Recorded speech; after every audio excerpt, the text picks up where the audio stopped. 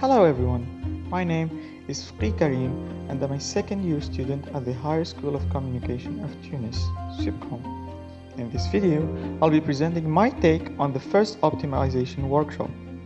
All my work was conducted in Manim, a Python library used to visualize all varieties of mathematical concepts. So, let's dive in.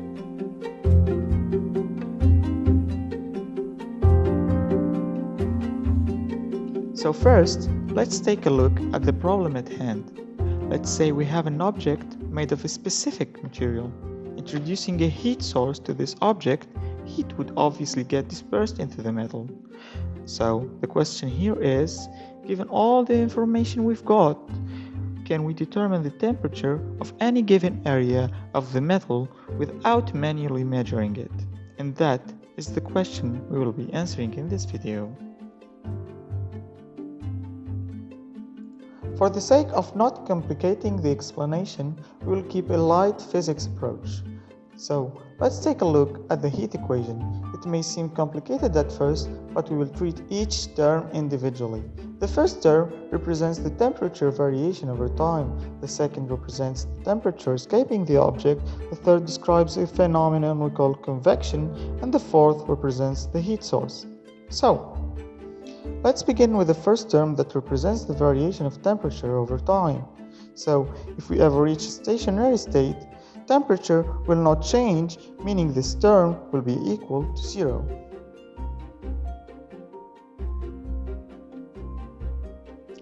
Due to the material's nature, we will also consider the third term equal to 0 without getting into detail, and that will leave us with a simpler formula. Considering that lambda is also constant, will leave us with the final equation that we'll be working with.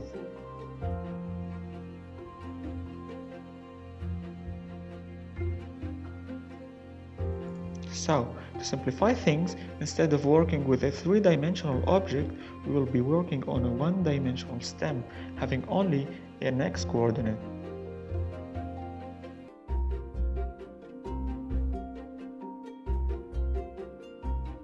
So, let's take the temperature at the point x.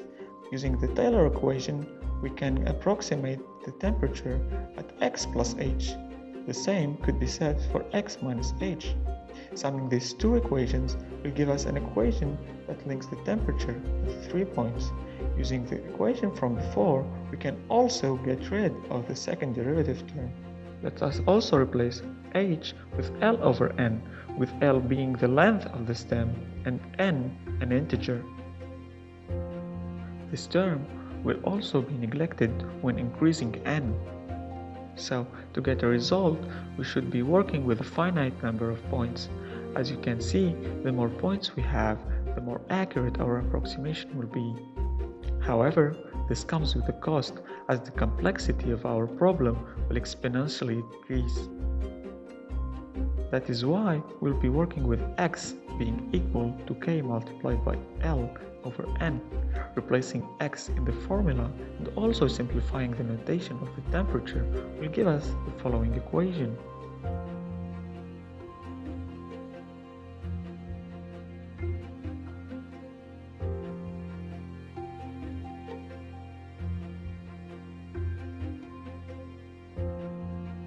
So from this formula, we can have a system with n-1 equations, and then we can transform it into a single equation using matrices.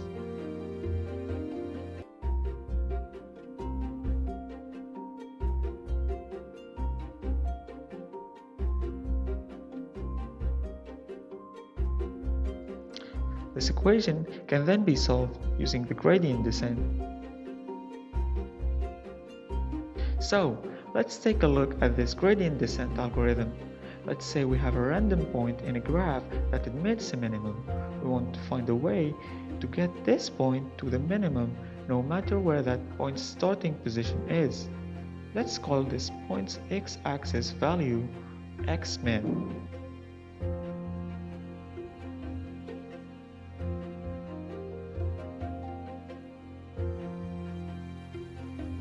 Using the derivative of that starting point, which is positive in our case, we can set x1 as follows. That means x1 will be lower than the value of x0. That means x1 will be approaching x-min. Repeating the same process for x2 will get us even closer to x-min. Same for x3, x4, and so on. This will lead us to a state where the derivative is equal to 0, and that is how we will know that we have reached our solution x-min. Adding a step p as a coefficient to the derivative, we can also accelerate the process.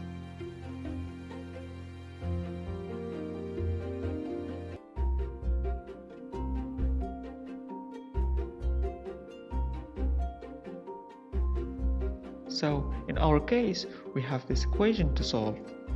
Let us consider f as follows. Finding this equation's minimum is also the same as finding when ax minus b is equal to 0, seeing that it's the gradient of f. We will be working with an n-dimensional equation, so it is impossible to represent this graph. However, we can study the effect of the step p on the number of iterations needed to reach the solution.